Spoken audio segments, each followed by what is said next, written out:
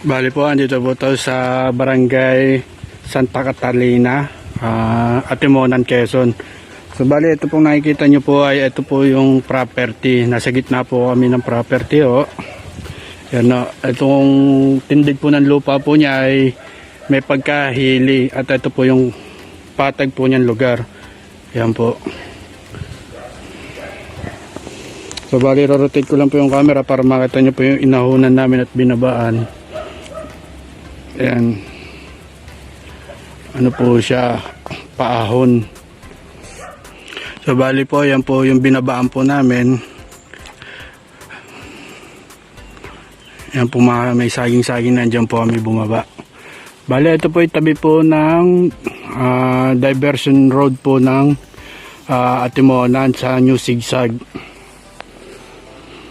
Bali, yung pong old Sigsag, yung po yung tinatawag po nila dito na bitukang manok. Ito naman po ay nasa baba po ng bituka po ng manok. Kasi ang allowed lang po dumaan dito mga truck. Sa bitukang manok po, hindi po ina-allowed ang mga truck doon. Puro light vehicle lang po. Bali, ito pong property ay katabi po ng National Highway. Pagbaba nyo po ng sakyan, property nyo na ho. So bali, ito po yung kalatagan niya, yung kapantayan niya.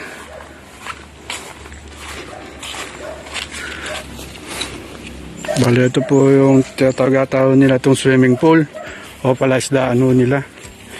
So ngayon ay tuyot na, di na pero pa naman pong i-restore po yan.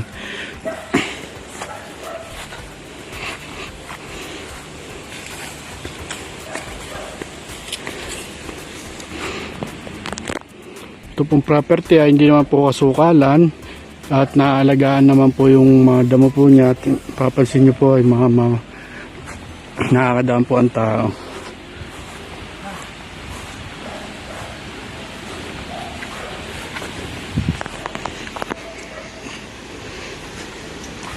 So ito po yung ewan ko po kung bukal po ito. Itong dinadaanan po ng tubig na yan. Yan, continuous po ang agos po niya, hindi po yan nakakatian. Yan po ang pinaka-source po ng water po niya. Yan.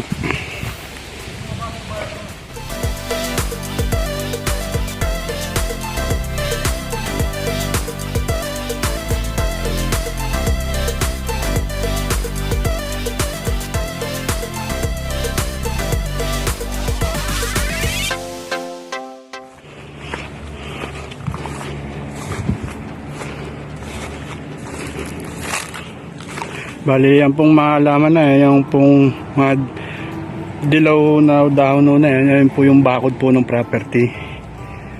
Yan po. Yan po ang pagitan po niya. So, yun po. Bali, mapapansin nyo po, ito pong property ay overlooking o. Yan. Napakasarap po ng hangin, napakalamig.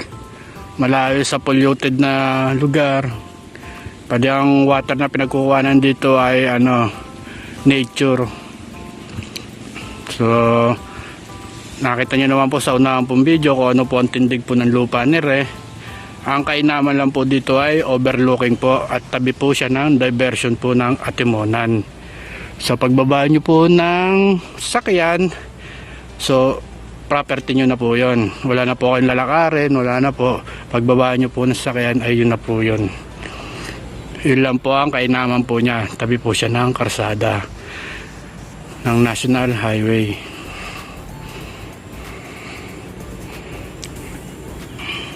So bali, ito pong property ay puno po ng mga prutas tulad po ng langka, guyabano, suwa, tulad po na itong nakuha ko po. Suwa, ito po yun, namumutik-tik po siya sa bunga. May din pong karagdagan din pong matanim dito na tulad ng santol, lansones. May pagka fruit bearing din po siya. Rambutan, yun po. Sa tinatayang pong buko po na to ay ni-estimate pa po nung nagsama po sa amin. Ni-estimate pa po kung ilan po yung saktong bilang po niya at nung masaging. Yan po. At ito din pong property ay puno din po ng mga tanim na pinya. No. Ano, tulad doon yan, nakapalibot po siya sa property na sa ngayon nakikita nyo lang po mga puno na lang dahil naani na po, nakuhanan na po siya. Dito lang din daw po. So ito po ang viewing po ng property. Pag nasa pinakaibabaw po kayo nya, kitang kita nyo po ang mga bundok po dito na nakapaligid dahil overlooking po siya. So bali palabas na ho kami. Ano,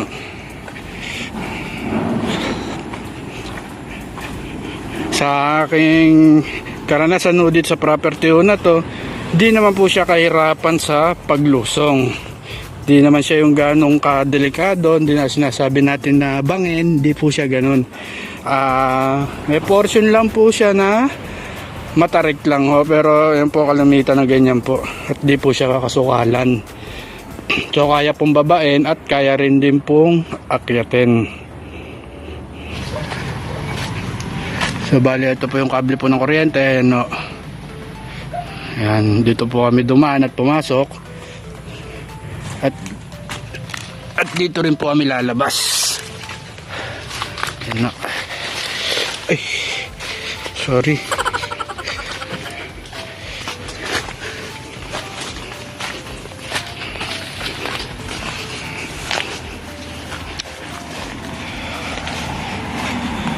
So kasama po itong bahay sa property ho. Ano? Ayan po, napapansin nyo, gumilid po siya dyan sa may bahay po na yan. Gumilid po yung property sa red arrow po na yan. Dyan po siya. Mula po dyan hanggang doon sa puno po ng mangga. Yan po ang frontage po ng property. Inikot ko lang po yung camera, ayun no. Bali, ito po napapansin nyo pong national highway po na to. Ito po yung sinasabi po nilang new zigzag. At yung kabilang daan naman po ay ang Bitukang Manok, kung tawagin no nila dito.